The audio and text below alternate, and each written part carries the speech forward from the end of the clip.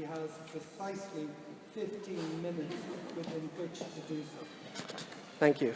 You've heard it. I've got 15 minutes, so I'm going to be really quick. When I came in here tonight to speak to you, I was asked a question by a colleague, and the question was, do we need any ethics in immigration and asylum law? I don't know what the answer is, but I hope that at the end of our talk tonight, we can find out. My purpose is to simply highlight what I see as ethical issues in my own practice. So I'm not going to suggest any solutions, neither am I going to definitively say that they are ethical issues, but I find that in my own practice that these things are matters that I find difficult to determine. First of all, I'd like to start, should I say, from where the doctor stopped, which is direct provision.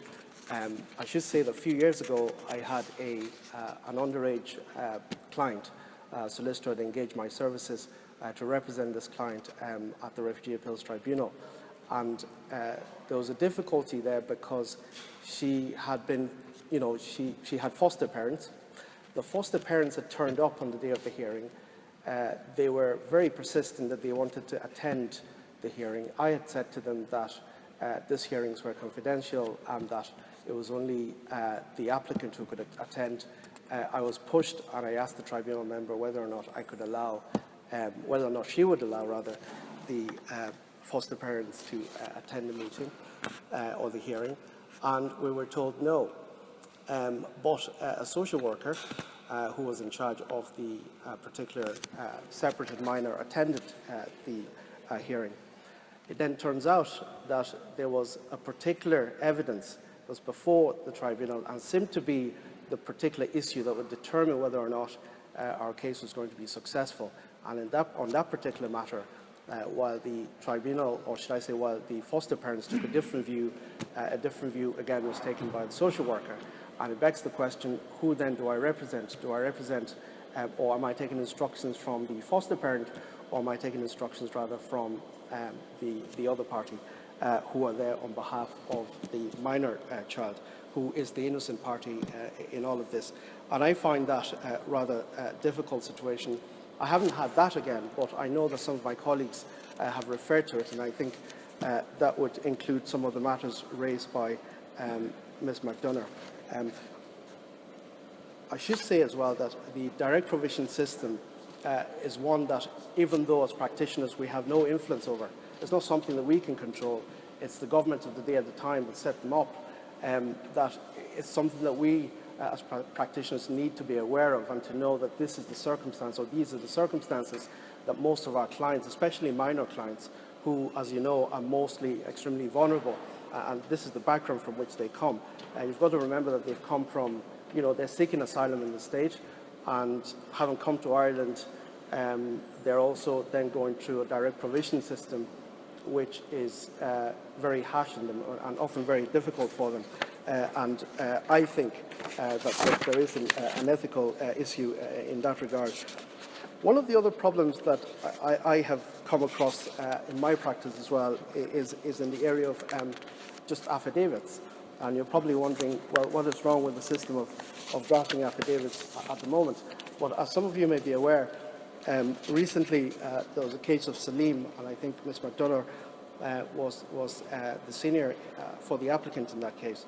But in that case, the court took the view that the system of having affidavits of non-English speakers drafted in the way that we do is simply not good enough. In other words, that the affidavits, I think in that particular case, the applicant was saying, I didn't know what I was averring to, I didn't know what I was swearing to in the affidavit. And the court took the view that a three-pronged approach has to be adopted.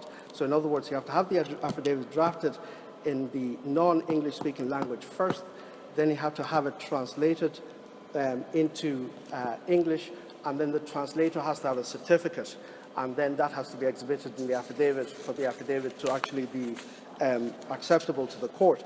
Now, as most of you know, recently, and more so as a result of the Supreme Court decision in Akunedi, most applicants find themselves outside some applicants find themselves outside the jurisdiction because they've been deported, and that doesn't stop them from being heard in the Irish courts, because I've got a few cases where I'm active with people who are not in the jurisdiction, and I think this creates an ethical challenge, because we've got one of the most stringent time limits in immigration law, 14 days, 15 days, so on and so forth.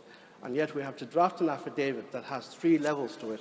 So in other words, we have to have it drafted in the language. So for example, if my client is in the other furthest part of the world, say Timbuktu, for example, it has to be drafted in that language. Then it has to be translated. And oftentimes, a lot of us work, because these are human rights matters, we work on a no-fee, no-fault basis, and hoping to get our cost at the end of such cases. So that just creates another difficulty where people's human rights are being hampered just as a result of this procedures. Now, I'm not in any way saying that those procedures aren't proper, because these are affidavits and they have to mean what they say, but I'm just saying that has to be balanced with the circumstances that most practitioners have to work in. So having dealt with affidavits, the other issue that I find in my practice is just the idea of working on a no-fee, no-fault basis. And in this regard, I want to compare the Irish system to Northern Ireland, where there's a legal aid system that applies to, say, applicants who want a judicial review matter brought before the High Court, that the lawyers can apply for legal aid in order to have their rights vindicated. We simply don't have that here. What we have is the Refugee Legal Services, who in 2012, in their annual report said that they only brought 2 judicial review applications before the High Court. And in that year, I think they had over 700 clients, or applicants, I should say, and yet only 2 judicial review applications were brought.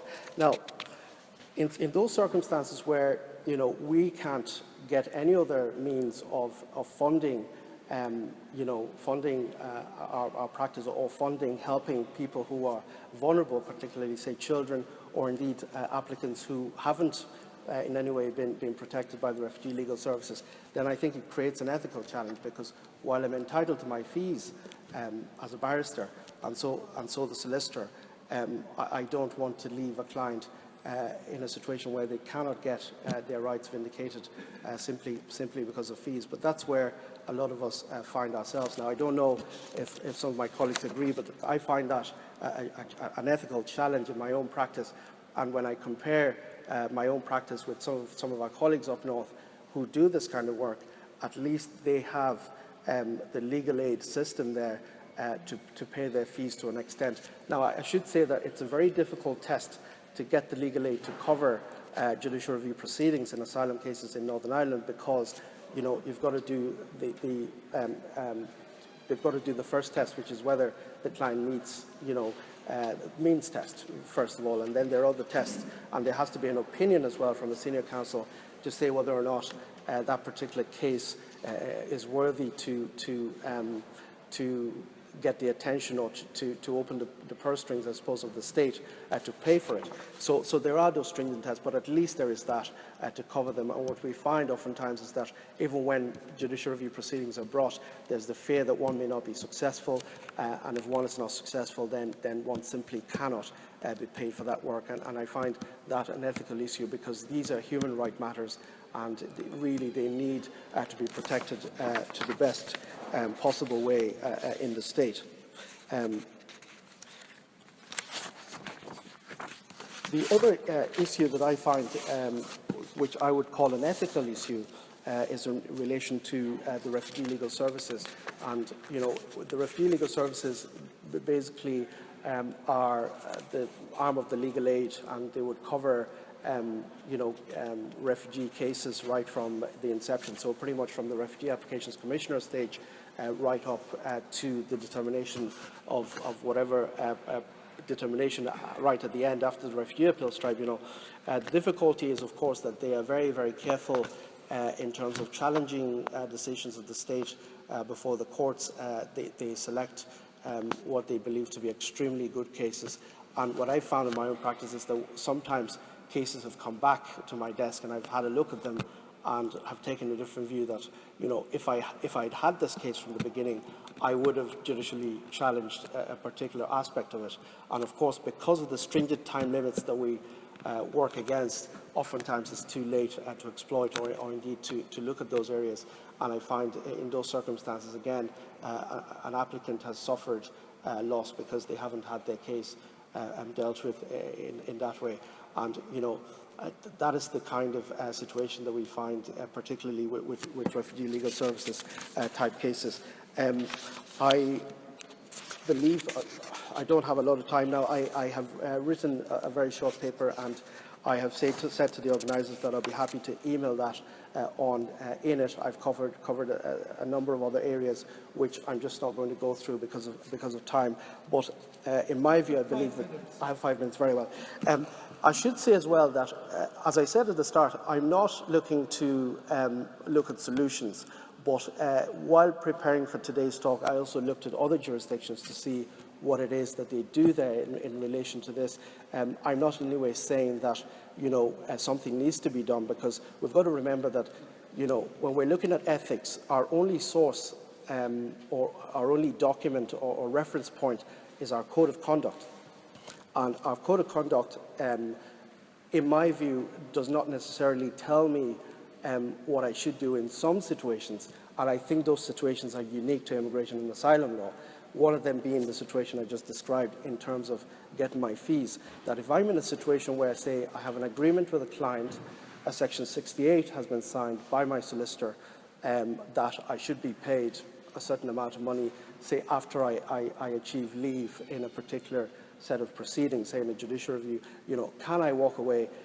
Yes, my code says I can do so, but you know, looking at my own subjective ethical standards, I would say no, and I feel the need to continue. Now, if I continue to run my practice that way, of course, very quickly I'll be out of the law library. And these are issues that my code has a very definitive answer to, but I don't consider those answers ethical enough. So what I've done is I've looked at other jurisdictions to see what they do. And for example, in New Zealand and in Australia and in Canada as well, they have a separate code of conduct that guides immigration practitioners, so that there is, and those codes of conduct are deliberately carved in order to deal with the kind of issues that immigration practitioners would deal with. You've got to remember that a lot of our clients are foreign. A lot of our clients, if they're unsuccessful, ultimately leave the jurisdiction. There's issues of fees, there's issues of other aspects of ethics, which most of the practitioners in other areas of law simply definitely don't have to contemplate, which we have to contemplate.